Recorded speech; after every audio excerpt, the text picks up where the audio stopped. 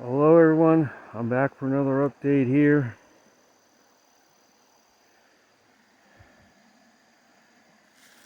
Today is October 1st, first day of October 2025. And I'm re-clearing this trail here to give me access to the national forest and wilderness areas. And I've been working on that a little bit this afternoon.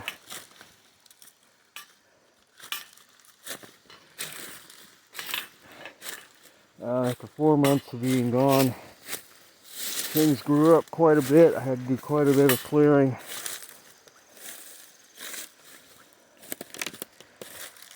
To reopen this trail that I created to give me access from my house to the wilderness areas and national forest. It also requires a crossing of Potts Creek. The bridge is still there, but there's a lot of big logs tangled up nearby. I have to climb over to get to it.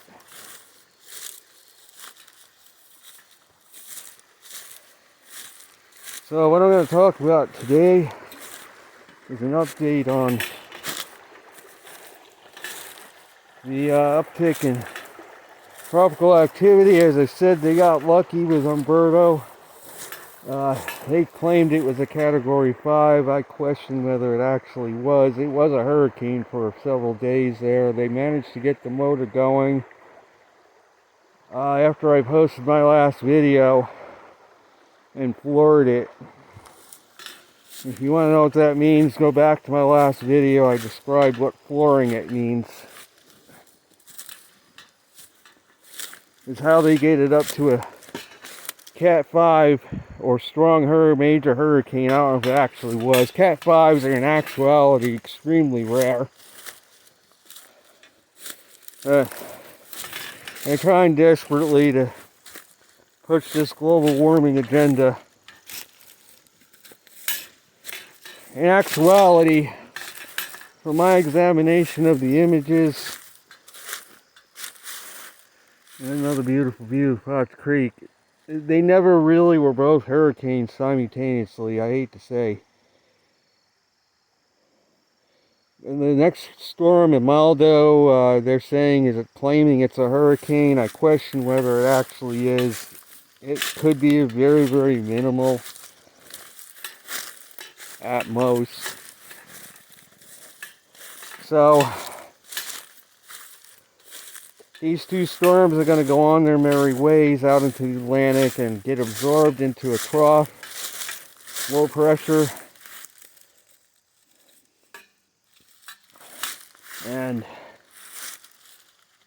they're going to be history within the next day or two. Well, Umberto already is history. But they got lucky because there was apparently another patch of warmer water south of where the last hurricane or storm passed through. Apparently there is some warmer water, like I say, a patch of it between Bermuda and Puerto Rico in that area. They managed to get the motor going when the disturbance passed over that area. It was just enough warm water in that area to get it going. But once Umberto approached Bermuda, it started to rapidly weaken because the last storm passed in that general vicinity and cooled the waters enough to where the storm couldn't sustain itself anymore.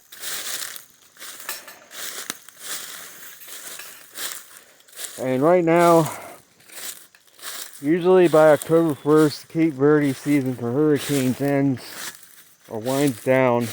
There is another disturbance in the central Atlantic that they're trying to pump up. Doubtful that's going to go anywhere. Other than that, there's nothing.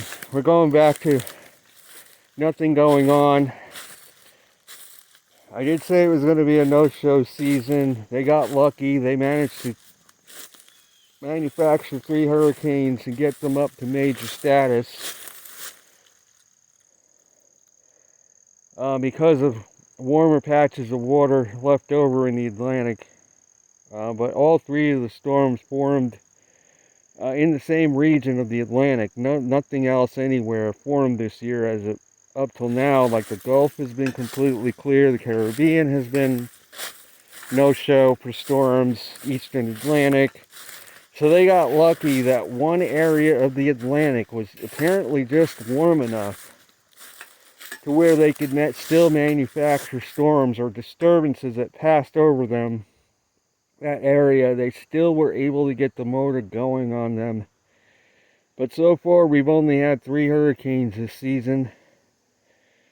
The rest of the systems, I question whether they should have even gotten a name on them.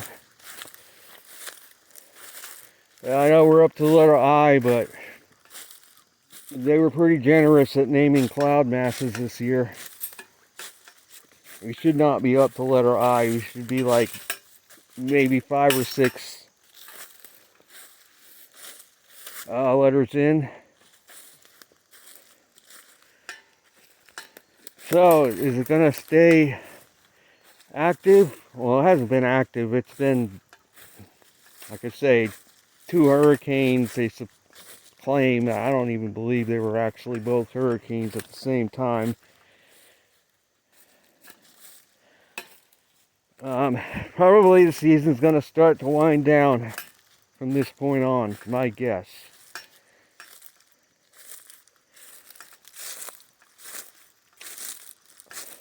What's going to help aid in that is a huge trough developing over the North Atlantic, and New England's getting clipped by it right now on the western edge with frost advisories. But the main thrust of that trough is going to be out over the Atlantic, south of Greenland, at least for now. And there's another trough in the eastern Pacific, driving cold air south, but North America is in between. You know what that means? Warm weather. Whether it's MJO manipulation, I'm feeling it might be. But they did not get the exact weather pattern they wanted to create a landfall with these latest 2 disturbances. What helped was there was never a cutoff low. The low never cut off. It remained an open trough. And that helped the low move on and pull the systems out to sea with it. The low didn't stall. It moved up, gave this area some rain a few days ago. And it helped to pull the storm systems out to sea rather than making a land. This is what I've been talking about. Weaker Hadley cells lead to the U.S. mainland being protected from landfalling hurricanes or tropical storms.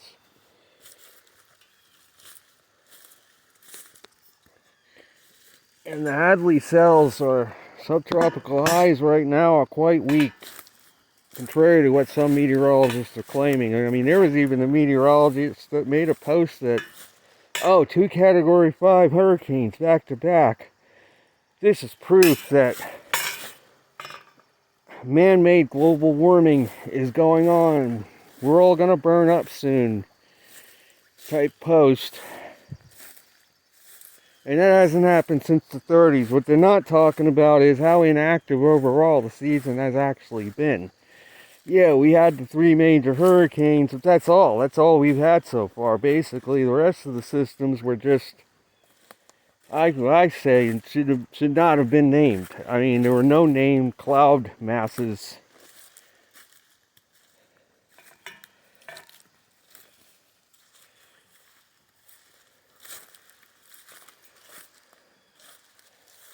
So what does this mean for the winter? Well, it depends on where the jet stream falls. We're going into global cooling. That doesn't necessarily guarantee, though, a cold winter for the U.S. It depends on how well they do in manipulating the MJO this winter to stay in the warmer phases for the North America. If they fail, yeah, we're probably going to have a pretty cold winter, but if they're successful at manipulating the MJO, the jet stream is going to be kept like with a flow out of the equator coming up into the U.S. It will mean a mild winter. But a cold winter for the North Atlantic, North Pacific, Eastern Pacific, and places such as Mongolia seem to always get hit hard when we're warm because of the way the jet stream, the path it takes, and that kind of pattern. Certain areas have extreme cold and other areas get a lot of warmth. Now, in a true global warming pattern, the Hadley cells or subtropical highs are further north. They're stronger. They cover more area. It means more heat waves, such as what we had in the 30s in the U.S. over the land masses that these highs position themselves over. It means a lot hotter weather further north, up into the northern plains. I'm not talking about a 3 or 4 day heat wave. I'm talking about weeks and weeks of scorching heat, because subtropical high doesn't move usually. It moves with the seasons. Whereas a heat wave caused by a meridional jet stream and global cooling ends up lasting, maybe several days, maybe a week, and then the pattern flips. During global warming, because the subtropical high is further north, the East Coast gets a lot of hurricane hits. Global cooling, the opposite is the case.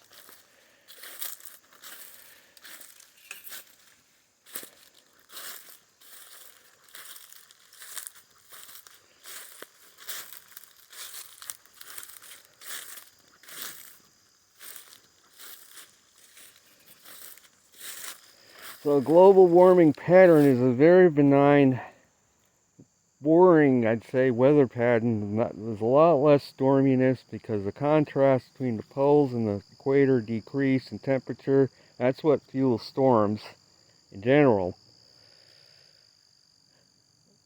It would lead to less extremes in weather, a more regular, predictable weather pattern, a more stable, especially wintertime, more stable weather pattern. Less stormy, a lot less snow in general. Global cooling, on the other hand, would be the opposite. Much more storminess, much more cold outbreaks, more snowfall. And this is stuff that a young child could understand, but they've twisted it all around. And when I talk about Ice Age, I'm not talking about a little Ice Age. I'm talking about the real McCoy that we could be on the edge of. Because according to historical ice core Greenland, interglacial periods usually last about 10,000 years to 12,000 years, and then that's it. We go back into Ice Age conditions on the Earth. Now, does that mean mankind is going to be extinct? It depends on if mankind is prepared for that or not when it comes. If mankind is prepared, then people could be relocated to the equator where the Earth will be more livable. If mankind isn't prepared, it's not going to end well. According to Ruth Watzel, he felt that in the 2050s this change would happen. I don't think it's going to be that soon at this point, because we did get a solar cycle 25, and he based his prediction on what the sun was doing between 1990 and 2008, and there was a sharp drop off in activity during that time period that could imply that the sun was about to shut down. But however, since 2008, there's been a slight uptick in solar activity. Cycle 25 was a bit stronger than 24 was. Now, does that mean we're in the clear? Not necessarily. Not necessarily. Doesn't mean we're in the clear, but what it does mean is we may have a little more time than what he was implying to prepare for the change coming. We may have a century. We may have several decades. We may have only one more cycle. We don't really know the exact timing. What we do know is the 12,000 years of warmer climate is about to end for the Earth. It's coming up, and will carbon dioxide alter that? No, it's not going to. Carbon dioxide doesn't warm the Earth. Water vapor does.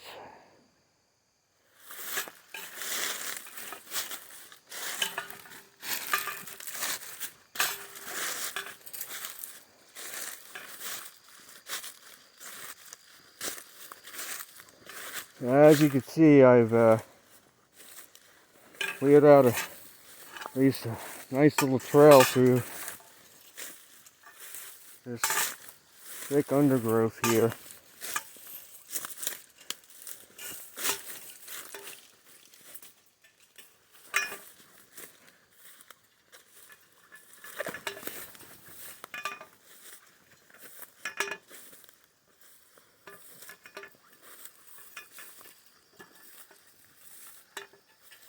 And here's the beaver pond.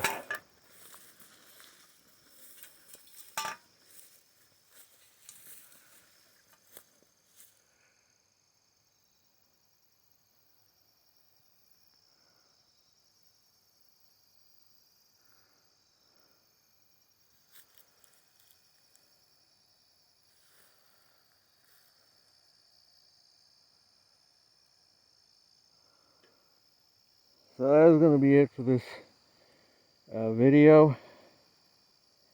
I'll be back with another update soon.